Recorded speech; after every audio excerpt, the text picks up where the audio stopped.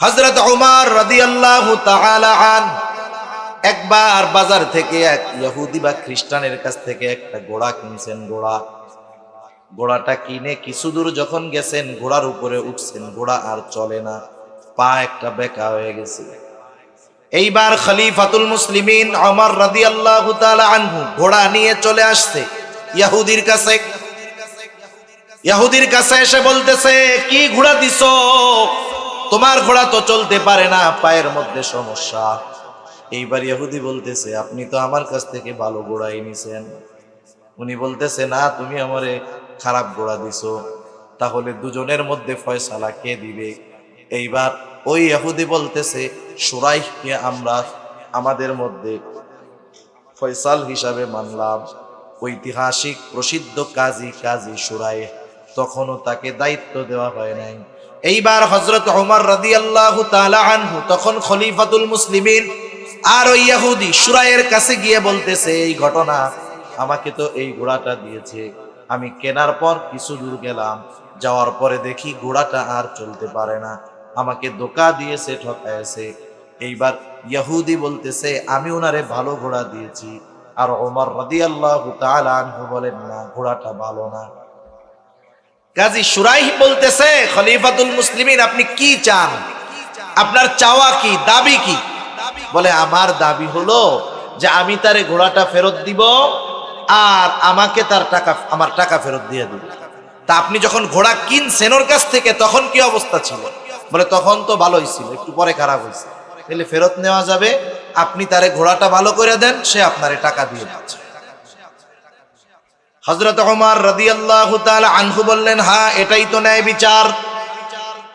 হযরত ওমর রাদিয়াল্লাহু তাআলা আনহু সাথে সাথে বললেন, যাও, কুফার পদ খালি, প্রধান বিচারপতির পদ খালি, তুমি যাও, ওই দায়িত্ব তোমাকে দেওয়া হলো। চিন্তা করেন, অর্ধজাহানের খলিফা, তার বিরুদ্ধে একজন বিচারক স্বচ্ছ রায় দিতেও দ্বিধাবোধ করতো না। আর এই জামানার অবস্থার দিকে তাকাইলে আমার কিছু বলা লাগবে না, আপনারাই বুঝতে পারবেন। আর একবার হযরত আলী রাদিয়াল্লাহু তাআলা আনহু, উনি যুদ্ধের ময়দানে এক ধরনের পোশাক পরতো, লোহার পোশাক, লৌহ বর্ম, যাতে করে শত্রুর অস্ত্রের আঘাত গায়ে না লাগে। উনি ওনার বর্মটা নিয়ে কোথাও যাচ্ছেন, হঠাৎ করে বাহন থেকে ওইটা পড়ে গেছে, উনি টের পান নাই। একজন ইহুদি ওইটা দেখছে, নিয়ে ওইটা ও চুরি করে নিয়ে চলে আসছে। ও দেখছে যে খলিফার ঘোড়া থেকে পড়ছে, খলিফা যখন চলে গেছে, ও ওইটা নিয়ে চলে আসছে। কিছুদিন পর বাজারে এইটারে বিক্রি করতে আবার উঠাইছে। চুরি করে আয় না তো নগদে উঠায় না, কয়দিন পরে উঠাইবে। যেমন আজকে আমি হাটহাজারী উপজেলা পরিষদ মসজিদে নামাজ পড়তেছি, ভিতরেও নিছি, হায় হায়, একটু পরে দেখি স্যান্ডেল আমার নাই, গায়েব হয়ে গেছে। ওইটারেও তো আশেপাশে কোনো জায়গায় বিক্রি করবে, কিন্তু আজকে কালকে করবে না, একটু ঘষা মাজা দিয়া পরিষ্কার করে এরপরে আবার বিক্রি করবে। তা যাই হোক, এখন খলিফাতুল মুসলিমিনের তো বর্ম নাই, উনি বর্ম কেনার জন্য বাজারে আসছে। আসার পরে দেখে, হায়রে, এ তো আমার সেই বর্ম। বলেন তো, আমার স্যান্ডেলটা যতই রং করুক আর কালার করুক না কেন, আমি যদি এক সপ্তাহ পরেও গিয়া যদি স্যান্ডেলটা দেখি, চিনবো কি চিনবো না? কিন্তু কিছু করার নাই, কারণ প্রমাণ নাই। খলিফাতুল মুসলিমিন দেখেই চিনে ফেলছে আমার বর্ম, যাইয়া ধরছে ইহুদিরে। এই, তুমি আমার বর্ম কেন চুরি করছো? ইহুদি বলে, না, আমি চুরি করি নাই। এইবার কুফার কাজীর দরবারে যাওয়া হলো, তখন ওই বিচারকের দায়িত্ব হলো শুরাইয়ের কাছে যখন অভিযোগ দেওয়া হলো, খলিফাতুল মুসলিমিন বলতেছে, শোনো, এই বর্মটা আমার বর্ম, ও চুরি করছি, এখন বাজারে আইনা বিক্রি করতেছে, আমারটা আমি ফেরত চাই। এইবার ইহুদি বলতেছে, না, এটা আমার বর্ম, আমি চুরি করি নাই। তাহলে খলিফাতুল মুসলিমিন, আপনি যেহেতু দাবি করতেছেন, আপনার পক্ষে সাক্ষী দরকার যে এই বর্মের মালিক আপনি। সাক্ষী আছে? বলে, হ্যাঁ আছে। কে? বলে, আমার ছেলে হাসান আর আমার এক গোলাম। বিচারক বলতেছে, আর কোন সাক্ষী কি নাই?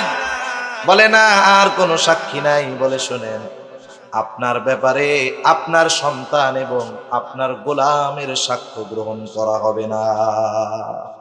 আলী রাদিয়াল্লাহু তাআলা আনহু আয়েশা দিছে, বলছে তাইলে তো আমার আর কোনো সাক্ষী নাই।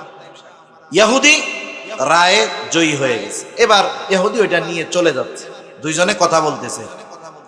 কিছু দূর যাওয়ার পরে ওই ইহুদি চিন্তা করতেছে, কি করলাম, কত সুন্দর ন্যায় বিচার, খলিফাতুল মুসলিমিন যদি আমার থেকে নিয়েও যাইতো, ওটা তো তার, কিছু বলার ছিল না আমার। এরপরেও বিচারক যদি চাইতো, ওনার কথা বিশ্বাস করে ওনার পক্ষে রায় দিতে পারতো, তাও দিল না। কত ইনসাফ, কত ন্যায় বিচার এদের মধ্যে। ও ফিরে আসছে আবার। এবার কাজী বলে, কি ব্যাপার, ফিরে আসতো কেন? ইহুদি বলতেছে, আমার ভুল হয়ে গেছে। বাস্তবতা হলো, খলিফা একদিন এই বর্মটা নিয়ে পেছনে নিয়ে দ্রুত তার সাথে কোথাও যেন যাচ্ছিলেন, বর্মটা পড়ে গেছে, উনি টের পায় নাই। আমি ওইটা ওখান থেকে নিয়ে আসলাম, এরপরে সুন্দর মতো পরিষ্কার করে বাজারে নিয়ে বিক্রয়ের জন্য আনলাম। আসলে মূলত এই বর্মর মালিক হলো খলিফাতুল মুসলিমিন, আমি মালিক নয়, বরং আমি এটা চুরি করেছি। কিন্তু আপনার এই বিচার আমার কাছে এত পছন্দনীয় হয়েছে, এইবার ওই ইহুদির অন্তরে এই ন্যায় বিচারের দৃষ্টান্ত দেখে তাওহীদের বাতি জ্বলে গেছে, ঈমান এনেছে, মুসলমান হয়ে গেছে।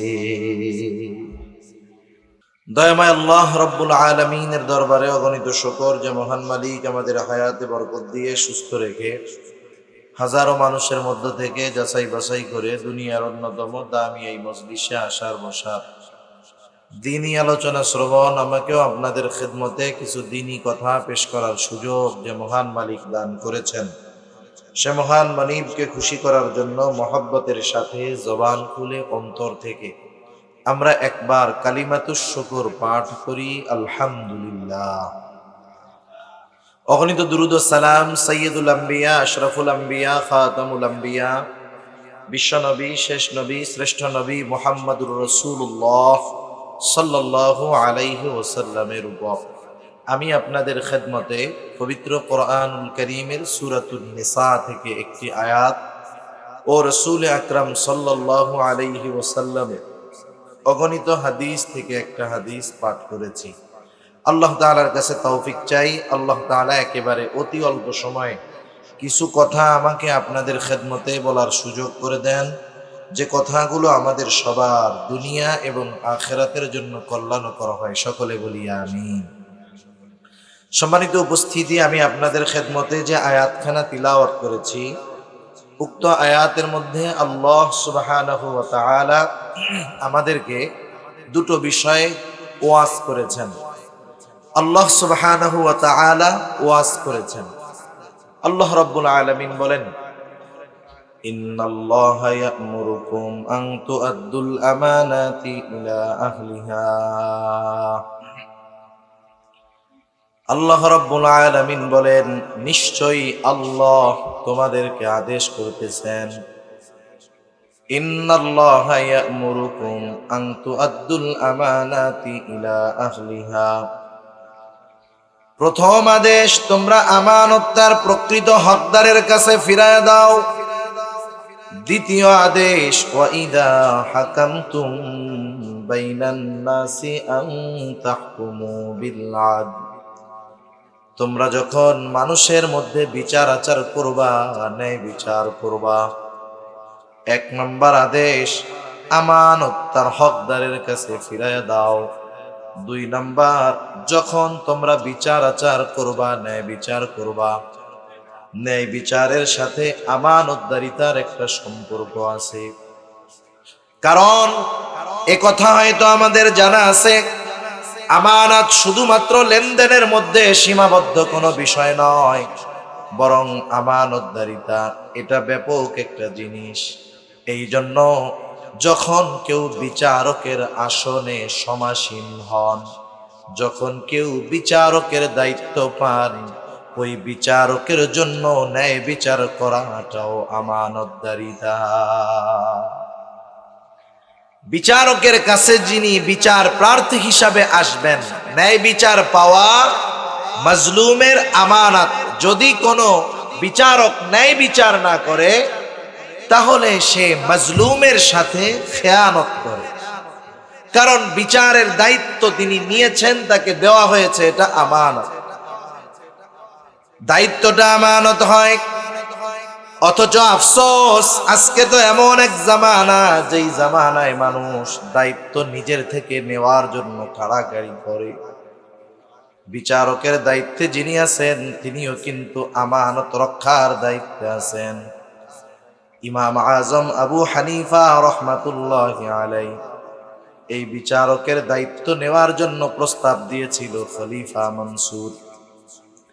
মানুষের মাঝে যখন খলিফা মনসুর ইমাম আজম আবু হানিফা রহমাতুল্লাহি আলাইহিকে প্রস্তাব দিল প্রধান বিচারপতির দায়িত্ব নেওয়ার জন্য, ইমাম আবু হানিফা রহমাতুল্লাহি আলাইহি দায়িত্ব নিলেন না।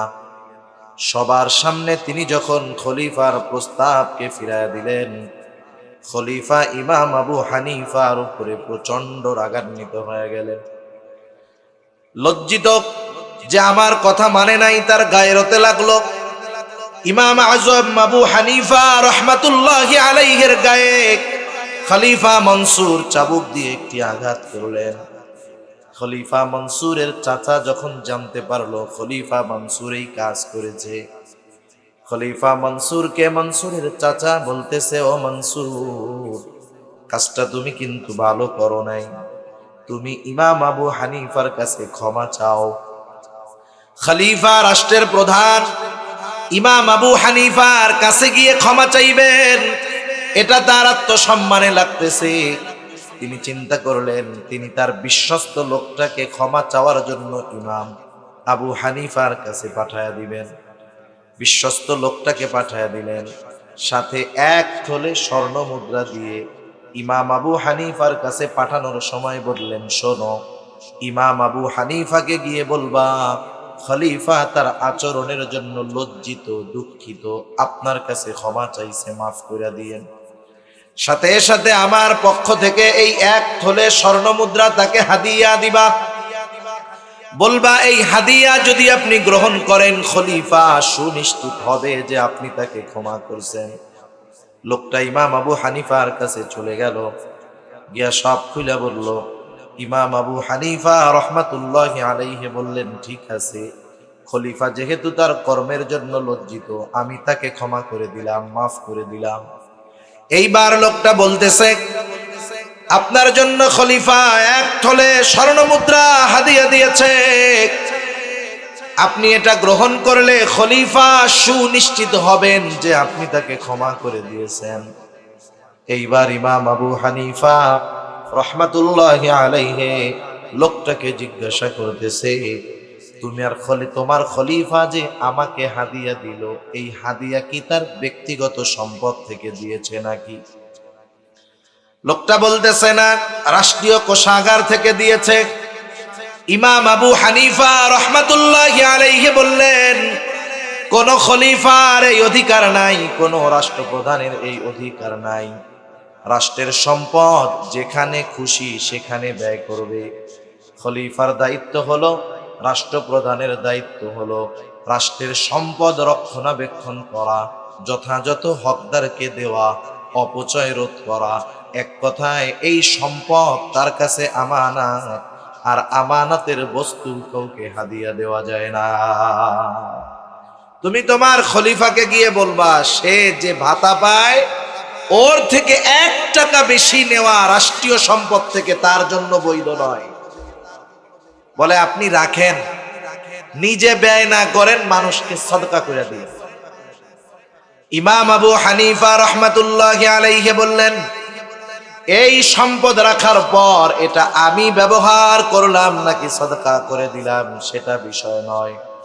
তোমার খলিফা জানবে যে ইমাম আবু হানিফা আমার হাদিয়া গ্রহণ করেছে, এই জন্য তুমি ফেরত দিবা, সাথে সাথে কথাগুলো তাকেও বলবা। এইবার লোকটা ফিরে গেল। ইমাম আবু হানিফা যেই কথাগুলো বলতে বলছে সেই কথাগুলো খলিফাকে বলল। খলিফা আগের চাইতে আরো বেশি রাগান্বিত হয়ে যায়। এইবার ইমাম আবু হানিফাকে আটকায় দিল জেলখানায়। অত্যাচারের উপর অত্যাচার, জুলুম করা হয়, চাবুক মারা হয়। ইমাম আজম আবু হানিফা কি বলা হয়, ও আবু হানিফা, আপনাকে ছেড়ে দেওয়া হবে শুধু আপনি যদি প্রধান বিচারপতির দায়িত্ব গ্রহণ করেন। ইমাম আবু হানিফা এত জুলুমের শিকার হলেন, তবুও তিনি প্রধান বিচারপতির দায়িত্ব নেন নাই। ঐতিহাসিকদের দুইটি মত। প্রথম মত, যখন ইমাম আজম আবু হানিফার উপরে জুলুম অত্যাচার করেও তাকে নমনীয় বানাইতে পারল না, খাবারের সাথে বিষ মিশায়া ইমাম আবু হানিফাকে হত্যা করা হলো। আর এক বর্ণনা, তিনি যখন প্রচন্ড অসুস্থ হয়ে গেলেন, ওনাকে বাড়িতে পাঠায় দেওয়া হলো, গৃহবন্দী করে দেওয়া হলো। ওই অবস্থায় তিনি দুনিয়া থেকে ইন্তেকাল করলেন। ইমাম আবু হানিফাকে জিজ্ঞাসা করা হয়েছিল, ও ইমামে আজম, আপনি এত জুলুম অত্যাচার সহ্য করলেন, দায়িত্বটা নিলে তো আপনার উপরে এত জুলুম অত্যাচার হইতো না। আপনি তো প্রধান বিচারপতির দায়িত্ব নেওয়ার যোগ্যতা আপনার মধ্যে ছিল, এরপরেও কেন নেন নাই? তিনি বললেন, শোনো, দায়িত্ব নাই চিন্তা নাই, কিন্তু প্রধান বিচারকের দায়িত্ব নেবার পর আমি যদি ন্যায় বিচার না করতে পারতাম, মাজলুমকে যদি ন্যায় বিচার যদি না দিতে পারতাম, কিয়ামতের দিন আল্লাহ তাআলার সামনে খেয়ানতকারী হিসাবে উপস্থিত হওয়া লাগতো। এ কথা আমি বোঝানোর জন্য বললাম যে দায়িত্ব এটা আমানত। তাহলে যিনি বিচারকের আসনে সমাসীন, এই দায়িত্বটা তার কাছে আমানত। সেটা বাংলাদেশের বিচারক হোক, সেটা অন্য দেশের বিচারক হোক। সাধারণত গ্রামের মধ্যে অনেক সময় সালিশ বিচার হয় না? হয়। অনেকে দুই পক্ষ একজনকে যখন মানে যে উনি আমাদের মধ্যে ফয়সালা দিবেন, উনি তখন বিচারক। প্রত্যেকটা ক্ষেত্রে বিচারের দায়িত্ব, রায়ের দায়িত্ব যার হাতে দেওয়া হবে, এটা তার কাছে আমানত, এবং অবশ্যই অবশ্যই এই আমানত মনে করে তাকে ন্যায় বিচারই করতে হবে। আমি প্রথম ওয়াজের আলোচনা করব না। দ্বিতীয় বিষয়টা আমি বলতে চাই, যেটা আল্লাহ রাব্বুল আলামিন প্রথমটা বললেন, ইন্নাল্লাহা ইয়া'মুরুকুম আন তুআদ্দুল আমানাতি ইলা আহলিহা ওয়া ইযা হাকামতুম বাইনান নাস। যখন তোমরা মানুষের মধ্যে বিচার করবা, সেই বিচারক হতে পারে সুপ্রিম কোর্টের, হতে পারে জজ কোর্টের, হতে পারে এলাকার মানুষের দ্বারা নির্বাচিত কোনো বিচারক, হতে পারে দুইজনের মধ্যে দ্বন্দ্ব, তৃতীয় আর একজন ব্যক্তি, সে বিচারক। প্রত্যেকটা ক্ষেত্রে আল্লাহ তাআলা বলেন ন্যায় বিচার করবা। ওয়া ইযা হাকামতুম বাইনান নাসি আন তাহকুমু বিল আদল, ন্যায় বিচার করবা। যদি কখনো এমন হয় বিচারকের আসনে আমি আপনি, আমার আপনার কাছে বিচার চাইতে আসছে আমার শত্রু, কি করব? আল্লাহ রাব্বুল আলামিন বলেন, খবরদার খবরদার, ওয়ালা ইয়াজরিমান্নাকুম শানাআনু কওমিন আলা আল্লা তা'দিলু ই'দিলু হুয়া আকরাবু লিত্তাকওয়া। যখন কোন শত্রু, যার প্রতি আমার বিদ্বেষ আছে, আমার শত্রু যদি আমার কাছে আসে, আমি যদি বিচারকের আসনে বসে থাকি, আল্লাহ রাব্বুল আলামিন বলতেছে তুমি ন্যায় বিচার করবা। এখন তো শত্রু হওয়া লাগে না, এমনিতেই তো কতজন চোখের কাটা হয়ে বসে আছে, ঠিক কিনা বলেন? কতজন আছে, শত্রুতা নাই, কোনো কিছুই নাই, এমনিই ওরে দেখতে ভালো লাগে না, এই জন্য তাদের ব্যাপারে ন্যায় ফয়সালা দেয় না। নাইলে এদেশে এমন হওয়ার কথা না যে 350 ক্রস ফায়ারের মূলে যে তাকে রাজকীয় হালে আদালতে নেওয়া হয়। 7 মার্ডারের যিনি মূল হোতা, আদালতে যখন নেওয়া হয়, হাতে গোল্ডেন কালারের ঘড়ি, চুলগুলো ভাঁজ করা পরিপাটি, পাঞ্জাবিটার মধ্যে পুরা আয়রন করা ভাঁজ। আর কোন অপরাধে কিছু মানুষ জেলে, ওই অপরাধেরও কোনো হদিস নাই, কোনো সাক্ষী নাই, অথচ একেবারে বিনা বিচারে যাদেরকে আটকায় রাখা হয়েছে তাদেরকে এমন ভাবে আদালতে হাজির করা হয়, কেমন যেন মনে হয় বিশ্বের সবচাইতে বড় সন্ত্রাসী, ঠিক কিনা বলেন? মনে রাখতে হবে, দুনিয়ায় যখন ইনসাফ থাকে না, ন্যায় বিচার থাকে না, যখন এই অবস্থা হয়, ন্যায় পরায়ণতা থাকে না, বুঝতে হবে অচিরেই আল্লাহ সুবহানাহু ওয়া তাআলার গোস্বা ওই জাতির উপরে পতিত হবে, ঠিক কিনা বলেন? আর এই কথাও মনে রাখতে হবে, আজকের দিনটা হয়তো জালেমের, আগামী দিনটা কিন্তু মাজলুমের, ঠিক কিনা বলেন? এজন্য বিচারকের দায়িত্ব কঠিন এক দায়িত্ব। যারা এই দায়িত্ব পেয়ে ফ্যাসিলিটি, অনেক শান্তি আরাম আয়েশের জীবন যাপন করতেছে, কিন্তু দুনিয়ার জিন্দেগি তো একটা সময় শেষ হবে, তখন জবাবদিহিতা করা লাগবে। সেজন্য সকলেই, যদি দুইজনের মধ্যেও আমাকে বিচারক ফয়সাল হিসাবে মনোনীত করা হয়, আমি প্রত্যেকটা জায়গায় ইনসাফ ভিত্তিক বিচার করব। রাসূল আকরাম সাল্লাল্লাহু আলাইহি ওয়াসাল্লাম ন্যায় বিচারের সর্বোত্তম উপমা আমাদের সামনে রেখে গেছেন, রাসূলের সাহাবায়ে কেরাম রেখে গেছেন। আমরা সেই নবীর উম্মত, এজন্য এই বিষয়গুলো খেয়াল রাখি। রাসূলুল্লাহ সাল্লাল্লাহু আলাইহি ওয়াসাল্লামের কাছে আসছে এক ইহুদি আর এক সাহাবী।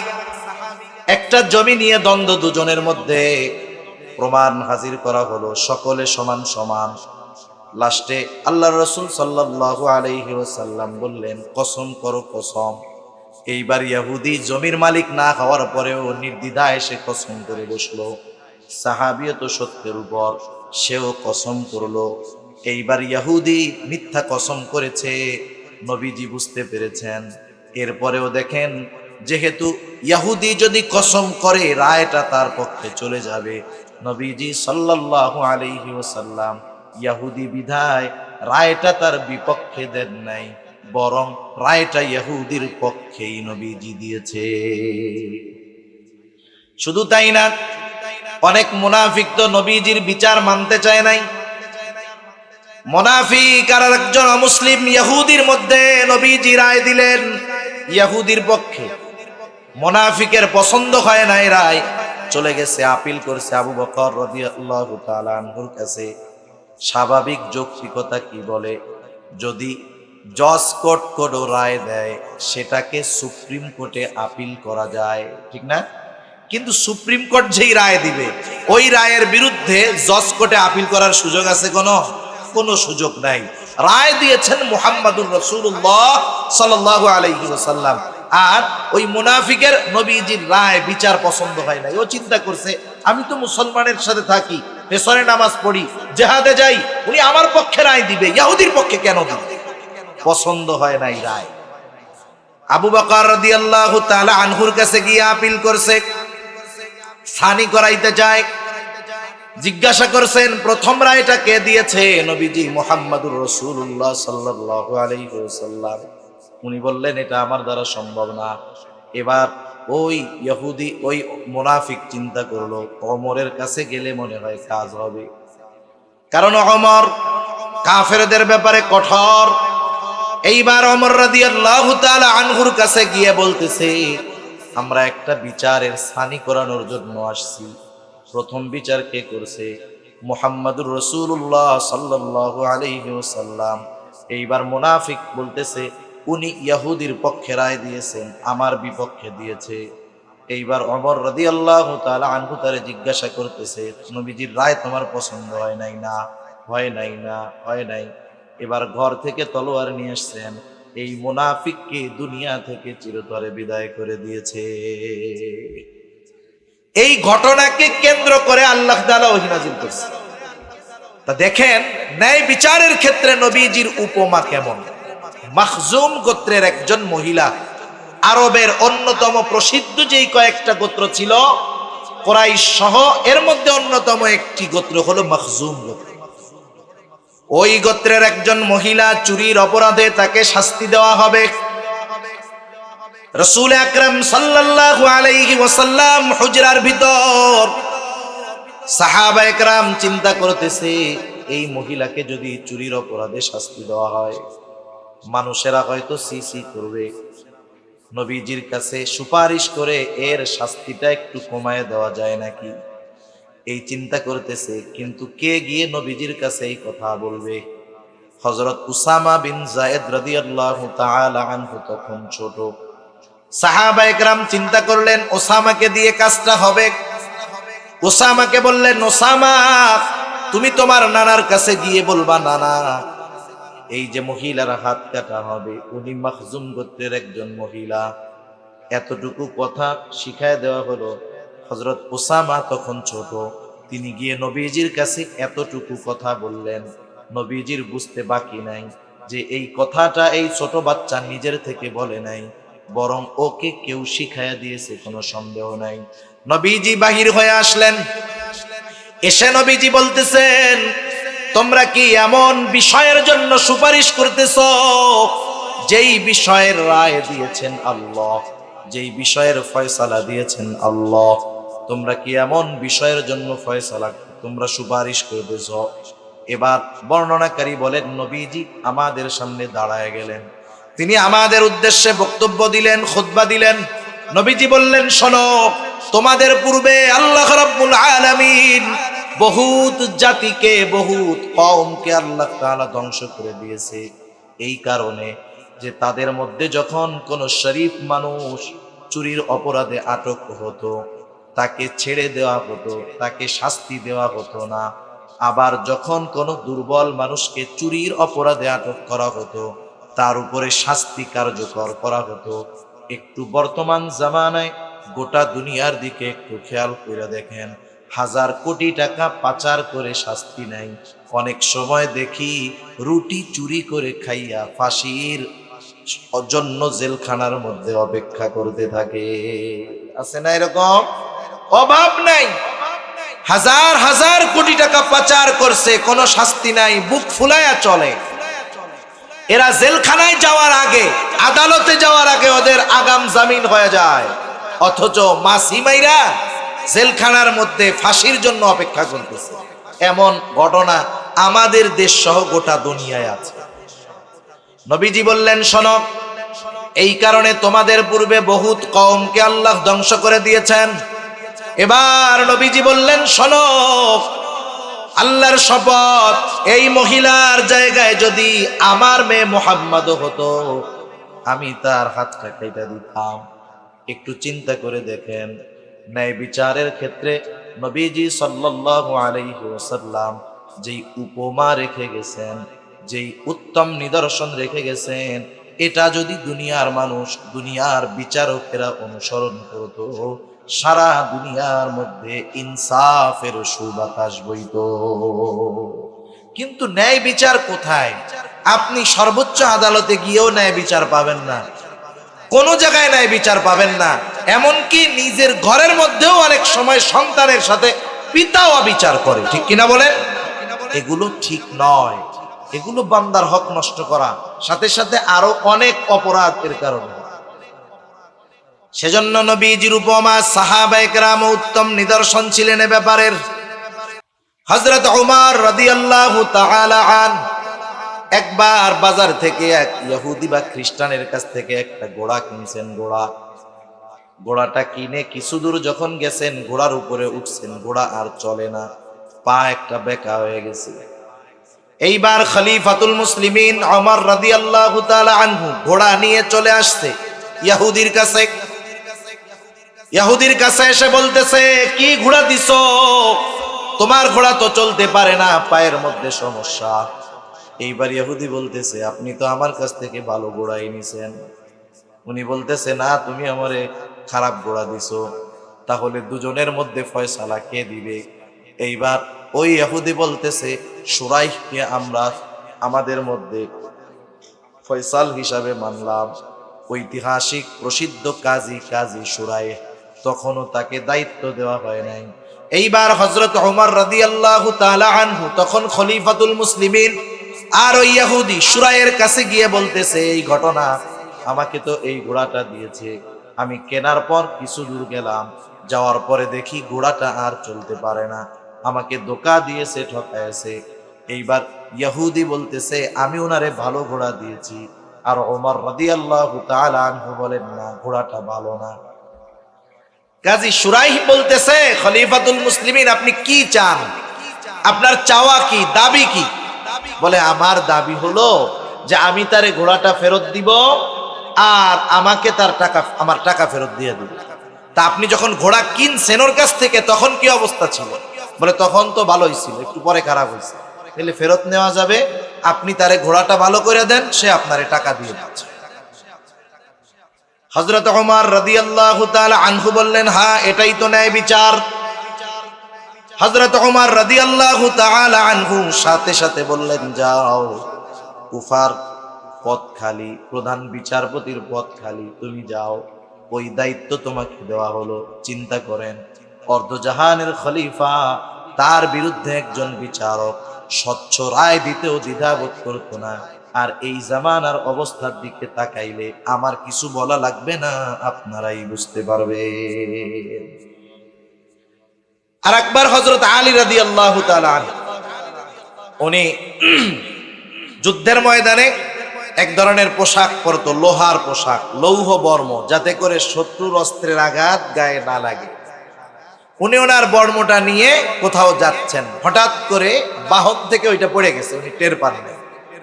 একজন ইহুদি ওইটা দেখছে, নিয়ে ওইটা ও চুরি করে নিয়ে চলে আসছে। ও দেখছে যে খলিফার ঘোড়া থেকে পড়ছে, খলিফা যখন চলে গেছে ও ওইটা নিয়ে চলে আসছে। কিছুদিন পর বাজারে এইটারে বিক্রি করতে আবার উঠাইছে। চুরি করে আয় না তো নগদে উঠায় না, কয়দিন পরে উঠাইবে। যেমন আজকে আমি হাটহাজারী উপজেলা পরিষদ মসজিদে নামাজ পড়তেছি, ভিতরেও নিছি, হায় হায় একটু পরে দেখি স্যান্ডেল আমার নাই, গায়েব হয়ে গেছে। ওইটারেও তো আশেপাশে কোনো জায়গায় বিক্রি করবে, কিন্তু আজকে কালকে করবে না, একটু ঘষা মাজা দিয়া পরিষ্কার করে এরপরে আবার বিক্রি করবে। তা যাই হোক, এখন খলিফাতুল মুসলিমিনের তো বর্ম নাই, উনি বর্ম কেনার জন্য বাজারে আসছে। আসার পরে দেখে, হায়রে, এ তো আমার সেই বর্ম। বলেন তো, আমার স্যান্ডেলটা যতই রং করুক আর কালার করুক না কেন, আমি যদি এক সপ্তাহ পরেও গিয়া যদি স্যান্ডেলটা দেখি, চিনবো কি চিনবো না? কিন্তু কিছু করার নাই, কারণ প্রমাণ নাই।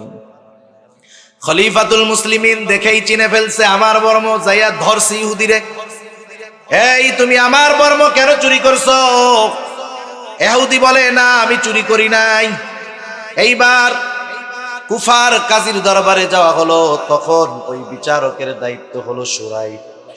সুরাইয়ের কাছে যখন অভিযোগ দেওয়া হলো, খলিফাতুল মুসলিমিন বলতেছে, শোনো, এই বর্মটা আমার বর্ম, ও চুরি করছি, এখন বাজারে আইনা বিক্রি করতেছে, আমারটা আমি ফেরত চাই। এইবার ইহুদি বলতেছে, না এটা আমার বর্ম, আমি চুরি করি নাই। তাহলে খলিফাতুল মুসলিমিন, আপনি যেহেতু দাবি করতেছেন, আপনার পক্ষে সাক্ষী দরকার যে এই বর্মের মালিক আপনি। সাক্ষী আছে? বলে হ্যাঁ আছে। কে? বলে আমার ছেলে হাসান আর আমার এক গোলাম। বিচারক বলতেছে, আর কোন সাক্ষী কি নাই?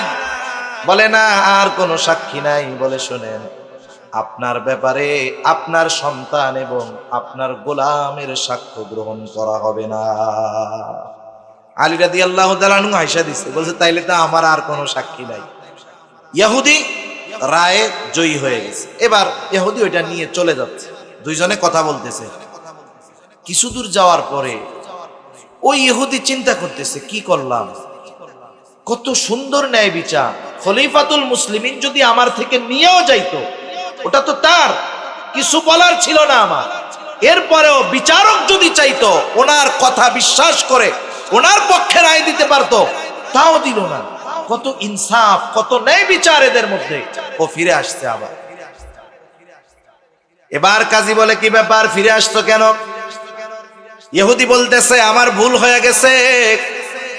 বাস্তবতা হলো, খলিফা একদিন এই বর্মটা নিয়ে পেছনে নিয়ে দ্রুত তার সাথে কোথাও যেন যাচ্ছিলেন, বর্মটা পড়ে গেছে, উনি টের পায় নাই। আমি ওইটা ওখান থেকে নিয়ে আসলাম, এরপরে সুন্দর মতো পরিষ্কার করে বাজারে নিয়ে বিক্রয়ের জন্য আনলাম। আসলে মূলত এই বর্মর মালিক হলো খলিফাতুল মুসলিমিন, আমি মালিক নয়, বরং আমি এটা চুরি করেছি। কিন্তু আপনার এই বিচার আমার কাছে এত পছন্দনীয় হয়েছে, এইবার ওই ইহুদির অন্তরে এই ন্যায় বিচারের দৃষ্টান্ত দেখে তাওহীদের বাতি জ্বলে গেছে, ঈমান এনেছে, মুসলমান হয়ে গেছে। এক বর্ণনাকারী বলতেছে যে এই যুবকটাকে, এই ইহুদিকে আমি কিছুদিন পরে দেখেছি এক জিহাদের ময়দানে বীর বিক্রমের সাথে সে যুদ্ধ করতেছে। একটু চিন্তা করেন, ন্যায় বিচার কত গুরুত্বপূর্ণ একটি বিষয় ছিল, অথচ এই ন্যায় বিচার দুনিয়ার জমিন থেকে উঠেই গেছে। ইনসাফ নাই, ন্যায় বিচার নাই। কোন জায়গায় দেখবেন যে পরিপূর্ণভাবে ন্যায় বিচার মানুষ পায় না।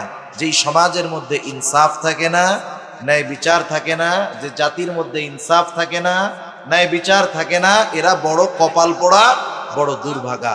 আর যে জাতির মধ্যে ইনসাফ থাকে, ন্যায় বিচার থাকে, সেই জাতি বড় সৌভাগ্যবান জাতি।